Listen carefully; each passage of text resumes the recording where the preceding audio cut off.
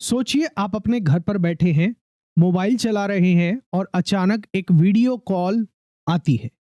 Screen पर एक व्यक्ति पुलिस यूनिफॉर्म में दिखाई देता है और कहता है, सर, मैं साइबर क्राइम डिपार्टमेंट से बात कर रहा हूं। आपकी आईडी एक केस में लिंक हुई है। अभी आप डिजिटल अरेस्ट में हैं। वो एक आईडी कार्ड आपको दिखाता है और बहुत आधिकारिक यानी कि ऑफिशियल तरीके से बात करता है और धमकी देता है कि अगर आपने ये कॉल काटी या फिर किसी से बात की तो पुलिस आपके घर पहुंच जाएगी। फिर वो आपको एक नकली वारंट दिखाता है और कहता है कि जमानत के लिए पैसे ट्रांसफर करिए अभी के अभी। क्या आप ऐसा सुनकर डर जाएंगे? यही डर डिजिटल अरेस्ट स्कैम की सबसे बड़ी ताकत है। लेकिन सच्चाई क्या है? भारत के किसी भी कानून में डिजिटल अरेस्ट जैसी कोई चीज है ही नहीं। आज के इस वीडियो में हम आपको विस्तार से समझाएंगे कि क्या होता है डिजिटल अरेस्ट स्कैम। भारतीय न्याय संहिता में कौन से सेक्शन हैं जो इस अपराध के ऊपर लागू होते हैं। डिजिटल अरेस्ट स्कैम एक अपराध है और डिजिटल अरेस्ट जैसी कोई भी कानूनी चीज नहीं है। तो जो व्यक्ति आपको कॉल कर रहा है, पूरा कानून हम बताने वाले हैं कि वो ही जेल में जाएगा, वो ही अपराधी है। आप डरिएगा मत ऐसे स्कैम से। और अगर कोई आपसे ऐसा कॉल करता है तो आपके कानूनी अधिकार ऐसी स्थिति के अंदर क्या होते हैं और खुद को आप इन ठगों से कैसे बचा पाएंगे। वीडियो के अंत तक बने रहिएगा क्योंकि ये जानकारी आपके परिवार और दोस्तों को ठगी से बचा सकती है। मेरा नाम आशीष जैन है और मैं संस्थापक हूं दून लॉ मेंटर का, जहां हम आपकी तैयारी करवाते हैं न्यायिक सेवा परीक्षाओं की और सहायक अभियोजन अधिकारी परीक्षाओं की। वीडियो को लाइक कर दीजिए, दोस्तों के साथ साझा कर दीजिए, चैनल को सब्सक्राइब भी कर दीजिए। चलिए बात करते हैं। सबसे पहले ये डिजिटल अरेस्ट स्कैम है क्या? क्या होता है ये डिजिटल अरेस्ट स्कैम? आज भारत के सबसे तेजी से बढ़ते हुए साइबर अपराधों में से एक है। इसमें ठग खुद को सीबीआई, पुलिस, ईडी या फिर साइबर क्राइम यूनिट का अधिकारी बताकर लोगों से ठगी करता है। वो आपसे संपर्क करते हैं व्हाट्सएप या जूम जैसी वीडियो कॉल्स सेवाओं के माध्यम से, नकली ईमेल्स के माध्यम से या ऑफिशियल आवाज में फोन कॉल से बात करते हैं। उनका उद्देश्य ऐसे केसेस में सिर्फ एक होता है, आपके अंदर डर पैदा करना और उस डर की वजह से आपसे पैसा लूटना, पैसा वसूलना। वो कहते हैं कि आपका mobile number money laundering case में शामिल है या फिर आपके नाम से एक पार्सल आया है जिसके अंदर ड्रग्स मिले हुए हैं। फिर धमकी देते हैं कि आप डिजिटल अरेस्ट में हैं। जब तक जांच खत्म नहीं होती किसी से बात मत करिएगा और फोन तो बिल्कुल मत काटिएगा। कई बार ये लोग वीडियो को घंटों तक खींचते रहते हैं ताकि डर बना रहे और व्यक्ति दबाव में आकर उन्हें पैसे तुरंत ट्रांसफर कर दे। सबसे खतरनाक बात यह है कि ये ठग अब डीप फेक वीडियो और फर्जी आईडी कार्ड तक का इस्तेमाल कर रहे हैं। अब बात करते हैं कि ये डिजिटल अरेस्ट कानूनी है या फिर ये अपने आप में ही अपराध है, इसको भी समझ लेते हैं। देखिए, हम आपके सामने एक बात बिल्कुल साझा और साफ साफ स्पष्ट रूप से बताना चाहते हैं कानूनी तौर पर कि भारत के किसी भी कानून के अंदर डिजिटल अरेस्ट जैसी कोई प्रक्रिया नहीं है। भारत के किसी भी कानून के अंदर डिजिटल अरेस्ट जैसी कोई भी प्रक्रिया नहीं है, प्रोसीजर नहीं है। मतलब डिजिटल अरेस्ट अपने आप में इलीगल चीज है, कानून के अंदर नहीं है। ना तो भारतीय न्याय संहिता 2023 के अंदर, ना ही भारतीय नागरिक सुरक्षा संहिता 2023 के अंदर और ना ही सूचना प्रौद्योगिकी अधिनियम आईटी एक्ट 2002 के तहत ऐसा कोई प्रावधान है जो ऑनलाइन गिरफ्तारी की अनुमति देता हो। गिरफ्तारी केवल भौतिक रूप से हो सकती है, फिजिकली हो सकती है कि आपको आके पुलिस पकड़ के लेके जाए, ऐसे ही गिरफ्तारी हो सकती है। डिजिटल तौर पर कोई भी गिरफ्तारी का कहीं भी कानूनी रूप से नियम नहीं है। वो भी केवल अधिकृत पुलिस ही अरेस्ट कर सकता है और कानूनी प्रक्रिया का पालन करते हुए, यानी कि ड्यू प्रोसेस ऑफ लॉ का पालन करते हुए।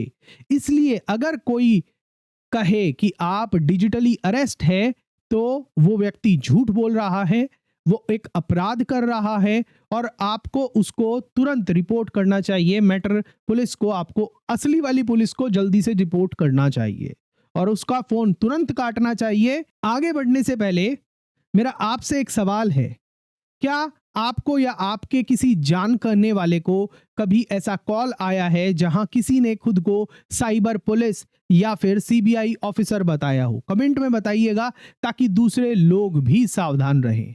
और अब बात करते हैं, जब भी कोई ऐसा अपराध होता है, डिजिटल अरेस्ट जैसा डिजिटल अरेस्ट स्कैम होता है, तो ऐसे मामलों के अंदर कौन कौन से कानून एप्लीकेबल होते हैं और जो व्यक्ति ऐसा अपराध कर रहा है उसके खिलाफ किन किन धाराओं के अंदर कार्यवाही हो सकती है, उसको समझते हैं, केस हो सकता है। असली कानून, किन धाराओं के तहत कार्रवाई हो सकती है डिजिटल अरेस्ट स्कैम करने वाले फ्रॉडस्टर के खिलाफ? भारतीय न्याय संहिता की बात करें 2023 की, तो इसमें जो सबसे पहले जो प्रावधान आता है वो है धारा 319। धारा 319 धारा 319 की अगर हम बात करें तो ये बात करता है चीटिंग बाय पर्सोनेशन की, यानी कि प्रतिरूपण के द्वारा जो धोखाधड़ी है उस अपराध की बात करता है। चीटिंग बाय पर्सोनेशन की, प्रतिरूपण के द्वारा धोखाधड़ी की। अगर कोई व्यक्ति खुद को किसी और रूप में प्रस्तुत करता है, खासकर किसी सरकारी अफसर बनकर लोगों को धोखा देता है, तो यह अपराध है और इसके लिए 5 साल तक की कैद हो सकती है, जुर्माना भी लग सकता है या फिर दोनों भी हो सकते हैं। और एक और है धारा 318, जो बात करती है किसके बारे में? धारा 318 बात करता है धोखाधड़ी के अपराध के बारे में, चीटिंग के अपराध के बारे में। किसी व्यक्ति को झूठ बोलकर या फिर गलत जानकारी देकर उससे धन या संपत्ति हासिल करना चीटिंग, धोखाधड़ी के अपराध के अंदर आता है और इसकी सजा 3 साल तक की कैद है और साथ में जुर्माना भी हो सकता है। अब एक और धारा की बात करते हैं, धारा 308, जो जबरन वसूली पर है, एक्सटॉर्शन पर है। भारतीय न्याय संहिता की धारा 308 वो ये कहती है कि अगर कोई व्यक्ति डर, धमकी या फिर झूठे अधिकार का इस्तेमाल करके किसी से पैसा वसूलता है तो ये धारा लगती है, एक्सटॉर्शन की धारा लगती है, जिसके लिए सजा कितनी है? 7 साल तक की सजा हो सकती है और साथ में जुर्माना भी लग सकता है। अब बात करते हैं सूचना प्रौद्योगिकी अधिनियम, यानी कि इंफॉर्मेशन टेक्नोलॉजी एक्ट 2000 की बात कर रहे हैं। इसकी जो धारा 66 सी है, सेक्शन 66 है, सी है, जो वो आइडेंटिटी थेफ्ट के बारे में बात करती है, पहचान की चोरी के बारे में बात करती है। वो ये कहती है कि किसी की डिजिटल पहचान, फोटो या डेटा का दुरुपयोग करना अपराध है। और जो धारा 66 डी है वो ये कहती है कि कंप्यूटर के माध्यम से पर्सोनेशन द्वारा धोखाधड़ी को एक अपराध बनाती है, कि अगर कोई प्रतिरूपण कर रहा है धोखाधड़ी करके कंप्यूटर रिसोर्स को यूज करके, तो वो 66 डी के अंदर अपराध है। अगर कोई व्यक्ति कंप्यूटर या वीडियो कॉल से किसी को धोखा देता है तो वो सेक्शन 66 डी के अंदर अपराध है और इसके लिए 3 साल तक की सजा और 1 लाख रुपए तक का जुर्माना हो सकता है। 3 साल तक की सजा और 1 लाख रुपए तक का जुर्माना हो सकता है। अब बात करते हैं अन्य महत्वपूर्ण कानूनी सुरक्षा जो ऐसे मसलों पर अवेलेबल होती है। वो सबसे बड़ा है अनुच्छेद 21, आर्टिकल 21, जो जीवन और स्वतंत्रता का अधिकार देता है। किसी को भी कानूनी प्रक्रिया के बिना स्वतंत्रता से वंचित नहीं किया जा सकता। भारतीय नागरिक सुरक्षा संहिता 2023 ये कहती है कि केवल पुलिस अधिकारी ही उचित वारंट या फिर कानूनी अधिकार के तहत गिरफ्तार कर सकता है और उसकी भी अपने एक प्रोसीजर है, बहुत सारे सेफगार्ड्स होते हैं जिनका अनुपालन करना होता है। यानी डिजिटल अरेस्ट बोलना खुद एक कानूनी उल्लंघन है, खुद एक कानूनी अपराध है। अब बात करते हैं सरकार और एजेंसियों की चेतावनी की बात करते हैं। डिजिटल अरेस्ट स्कैम के खिलाफ सरकार ने क्या जो प्रचार किया है ताकि ऐसे अपराध ना हो सके, उसके बारे में बात करते हैं। भारत सरकार के गृह मंत्रालय और पीआईबी ने कई बार चेतावनी जारी की है कि डिजिटल अरेस्ट जैसी कोई भी कानूनी प्रक्रिया मौजूद नहीं है। ऐसे कॉल या संदेशों से हमेशा आप सतर्क रहिएगा। साइबर दोस्त, सरकार ने कई जागरूकता अभियानों की भी शुरुआत की है, जैसे है साइबर दोस्त या फिर साइबर सेफ इंडिया। इन अभियानों के तहत ये कहा गया है कि किसी भी कॉल पर अपनी व्यक्तिगत जानकारी साझा कभी ना करें, डर कर पैसा ट्रांसफर कभी ना करें। तीसरा, हमेशा कॉलर की पहचान की पुष्टि करें। और अगर लगे कि कोई धोखाधड़ी हो गई है या होने वाली है या हो रही है तो तुरंत 1930 या फिर cybercrime.gov.in पर मामले की रिपोर्टिंग करें। अब आगे बढ़ने से पहले मैं आपसे एक सवाल पूछना चाहता हूं, अगर आपको ऐसा कॉल आए कि आप डिजिटल अरेस्ट में हैं तो आप क्या करेंगे? डरेंगे, कानून पूछेंगे या फिर तुरंत के तुरंत फोन काटकर पुलिस को मैटर रिपोर्ट करेंगे?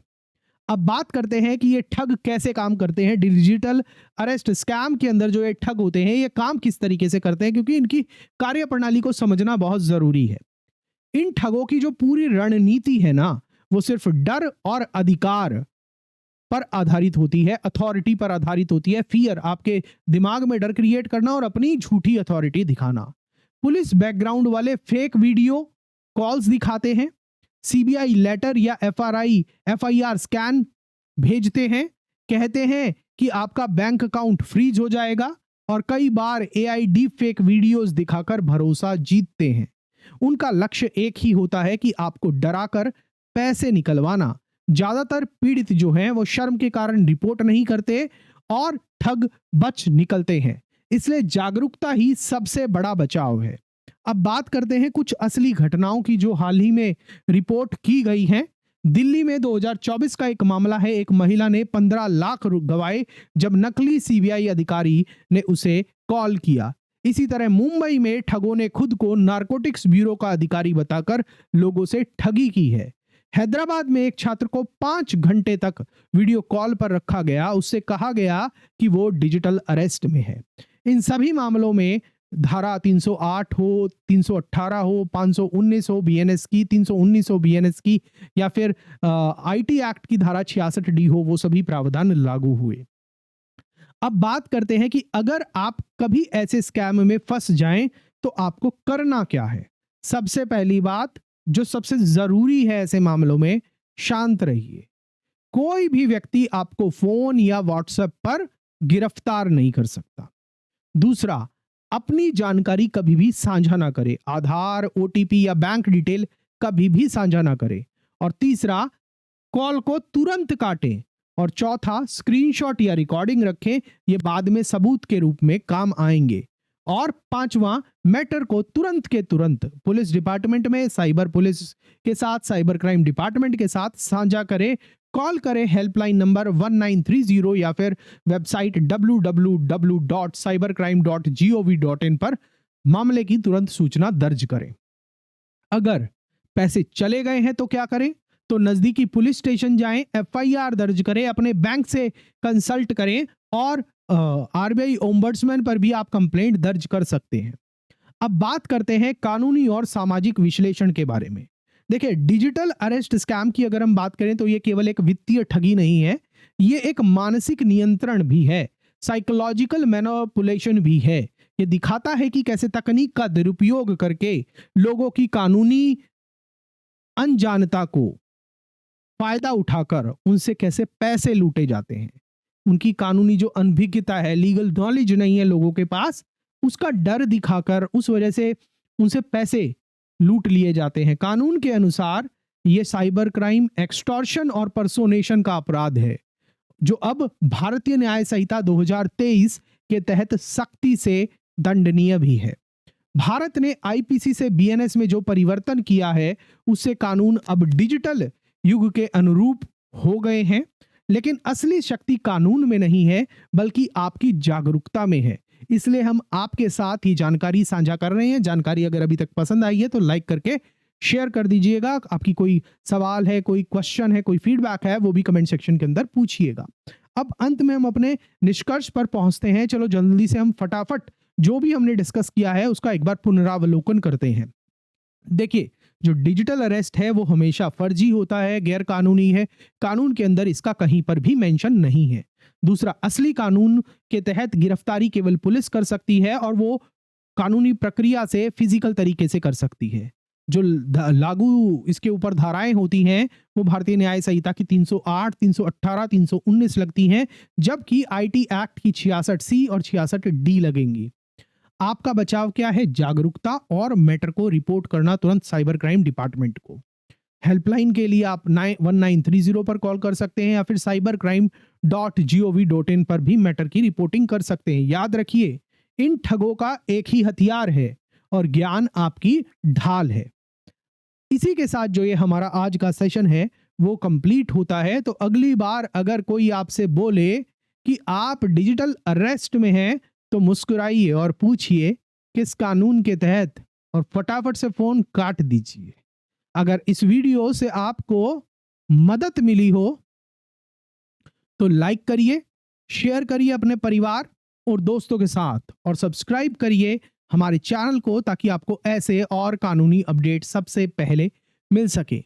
याद रखिए, जागरूकता नागरिक को सुरक्षित रखती है। सीखते रहिए, सतर्क रहिए और अपने अधिकारों को जानिए। वीडियो अच्छा लगा हो तो लाइक करके शेयर जरूर कर दीजिएगा। और न्यायिक सेवा परीक्षाओं की सहायक अभियोजन अधिकारी परीक्षाओं की तैयारी कर रहे हैं तो आप हमारी ऐप दून लॉ मेंटर के माध्यम से हमारे कोर्सेज में एनरोल कर लीजिए। आप इस बारकोड को स्कैन करके भी इंस्टॉल कर सकते हैं या सीधा गूगल प्ले स्टोर से Doon law mentor app search करिएगा।